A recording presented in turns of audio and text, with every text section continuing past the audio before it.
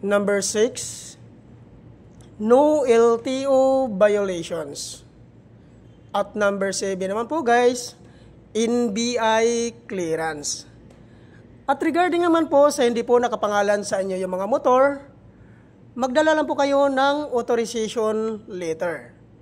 Kailangan po guys, hingian nyo po ng 1 valid government IDC owner at papirmahin nyo po ng 3 beses sa baba.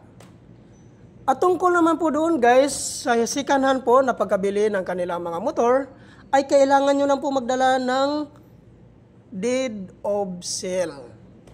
Kailangan po guys, nakanotarize po yun. Yan po lahat ang mga requirements na kailangan po nating i-prepare before po tayo pumunta sa Move It training facility po. So ano naman po dito ang mga age qualification na tinatanggap po dito?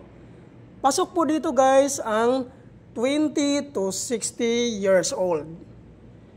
Yung 56 to 60 years old ay kailangan nyo lang po magdala ng medical certificate. Kailangan po guys, fit to work. So yan po guys, no? At ang kagandahan po dito guys, pag once ma-activate po kayo dito sa non-proto-pro license upgrade caravan na ito, ay ma-avail mo po ang zero commission. So ano po ba ito ang tinatawag na zero commission? Ang ibig sabihin po dito guys, pag once ma-activate